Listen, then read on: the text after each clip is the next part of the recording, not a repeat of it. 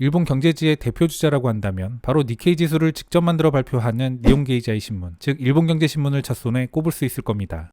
니혼게이자이 신문은 기본적으로 보수 성향으로 분류가 되는데요. 하지만 경제지라는 특성 때문에 종종 일반적인 일본의 보수 언론과는 다소 다른 모습을 보여줍니다.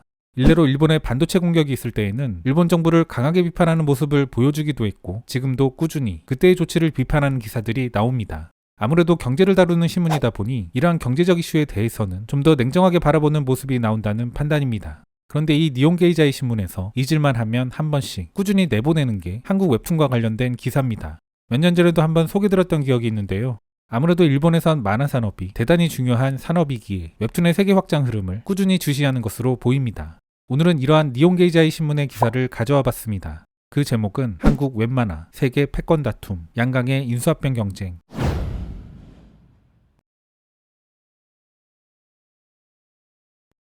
한국 인터넷 양강 네이버와 카카오가 세계 웹만화 시장에서 패권 경쟁을 하고 있다. 네이버는 캐나다 업체를, 카카오는 미국 업체 두 곳을 각각 인수한다. 성장의 원동력은 스마트폰에 최적화된 세로 읽기 만화, 웹툰 플랫폼이다.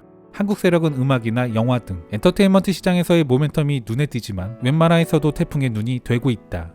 한성숙 네이버 사장은 지난 4월 말 한 행사에서 다음과 같이 선언했다. 세계에서 가장 많은 창작자와 이용자가 모이는 플랫폼이 될 겁니다. 그들의 목표는 이용자가 자유롭게 만화를 게시하고 또 읽을 수 있는 이른바 만화판 유튜브다. 네이버 웹툰의 이용자 수는 전 세계 7,200만 명에 이른다. 일본어로 제공되는 라인 만화 등 총 10개 언어를 지원하며 70만 명의 만화가가 작품을 게시한다. 그들은 5월 중 6억 달러를 투자해 캐나다 와패드 인수를 완료할 예정이다. 영어권 중심으로 9천만 명을 새로 끌어들여 플랫폼으로서의 입지를 굳힌다는 전략. 일본에서 피코마를 운영하는 카카오도 M&A를 통해 영어권에서의 발판을 마련 중이다. 미국의 타파스 미디어와 레디시 등 두 개사와 협상을 추진하고 있으며 최종 합의가 임박한 상황이다. 카카오는 이용자 수를 공표하고 있진 않지만 한국 언론에 따르면 한국과 일본을 중심으로 3천에서 4천만 명 규모로 추정된다. 수백억 엔을 투자해 미국 회사를 인수함으로써 이용자의 기반을 미국 등으로 넓히려는 목적이다. 미국 기업들도 아마존닷컴 등 일부에서 웹만화 사업을 전개하고 있다.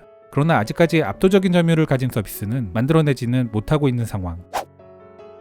카카오가 인수한 타파스는 북미 지역에서 가장 빠르게 성장하는 웹툰 플랫폼입니다. 카카오가 이 회사 지분 100%를 인수한 것. 이에 대한 미국 포브스지의 기사 중 타파스에 대해 이야기한 부분을 조금 소개드리면 다음과 같습니다. LA에 기반을 둔 타파스는 지난 10년 동안 신생기업에서 출판 강자로 성장했다. 2020년에는 전년 대비 수익이 500% 증가했고 창작자들에게 매월 200만 달러 이상을 배분했다. 한 달에 수억 페이지 뷰를 생성하며 총 9만 6천 권의 만화, 소설 시리즈를 보유했고 총 80억 뷰를 넘어섰다. 한국 업체가 세력을 확대할 수 있었던 배경에는 손바닥 크기의 스마트폰 화면에 최적화된 웹툰 시스템이 있다. 이 웹툰 시스템은 2000년대에 한국에서 고안되어 2010년대 중반부터 본격 보급되었다. 기본은 컬러로 세로로 스크롤하면서 읽어가는 방식. 1페이지의 여러 프레임을 오른쪽에서 왼쪽으로 읽어가는 일반적인 일본의 망가와는 다르다. 프레임 나누기 및 문자 배치의 자유도가 높고 번역에도 적합하다. 이 때문에 한국의 웹툰은 웹만화 분야에서 사실상의 표준이 되고 있다. 네이버는 동영상 공유 서비스인 유튜브처럼 누구나 자유롭게 게시할 수 있는 기능을 갖추고 있어 취미로 만화를 그리는 아마추어 작가도 많다. 이들 사이에서 인기 만화가 2,300명을 프로로 선정하고 조회수에 따라 수익을 배분하는 시스템을 갖췄다. 이 프로 만화가의 평균 연봉은 3억에 달한다. 만화가에 대한 수익 환원 구조를 충실하게 구현해 세계에서 젊은 작가들을 빨아들이고 있는 것. 인기 컨텐츠가 모이면 당연히 이용자도 증가한다. 네이버와 카카오의 컨텐츠 사업 매출은 모두 지난 3년 동안 4배 이상 500억 엔 규모로 확대됐다. 한국은 인구 5천만 명 수준으로 자국 시장이 작은 편이고 사업의 성장을 위해선 해외 진출이 필수적이다. 인기 그룹 방탄소년단으로 대표되는 K-팝이나 영화, 드라마 등의 약진처럼 한국 업체는 웹만화로 세계에서의 지위 굳히기를 노린다. 만화 작품을 다른 매체에 다각적으로 전개하는 구조도 갖춰진다. 네이버는 2020년 웹툰 사업부를 지식재산 사업의 본고장인 미국으로 옮겨 드라마나 영화화도 추진하고 있다. 한국의 이 두 회사는 이러한 확장 전략을 위한 자금 확보 계획도 갖고 있다. 즉 웹만화 사업 자회사를 미국 증권거래소에 상장시키려는 것. 예상되는 기업 가치는 각각 1조 원을 크게 상회할 것으로 예상되며 주식시장의 성장 기대도 크다.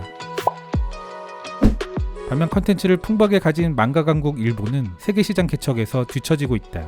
언어의 문제뿐만 아니라 만화 잡지와 단행본 등 종이 기반의 작품 제작이 중심이어서 그동안 디지털로의 사업 전개에 소극적이었기 때문이다. 일본에선 고단샤, 슈에이샤, 쇼 가쿠칸 등의 출판사가 만화가를 육성한다. 그리고 작품을 주간지에 게재해 나가면서 애니메이션화, 영화화, 상품 판매로 전개하는 것이 성공 방정식이었다. 또한 1억 명이 넘는 국내 시장 덕분에 일정한 수익도 확보할 수 있었다. 이외에 불법 복제에 대한 우려로 해외 진출에 소극적이었던 측면도 있다. 가도카와의 아즈모토 요이치 이사는 말한다. 새로울 게 많아가 사실상 세계의 표준이 될 가능성이 있습니다. 그의 말에는 위기감이 담겨 있다. 카카오와 자본 제휴한 이 회사는 지난 3월부터 웹툰의 신작 발굴 콘테스트를 개최하고 세계에서 읽힐 수 있는 만화가 육성에 나섰다. 다만 한국 기업들처럼 세계적인 플랫폼으로서 다양한 작품을 담는 접시가 되고자 하는 전략은 아직 보이지 않는다. 일본에도 침투하기 시작한 웹툰은 이제 종이를 중심에 둔 일본의 만화 산업에 변화를 강제하고 있다. 개인적으로는 우리 기업들이 제품과 작품들은 잘 만들지만 플랫폼 기업이 없었다는 점에 대해 항상 아쉬움을 가지고 있었는데요. 그런 측면에서 네이버와 카카오의 움직임은 주목할 만하다는 생각입니다.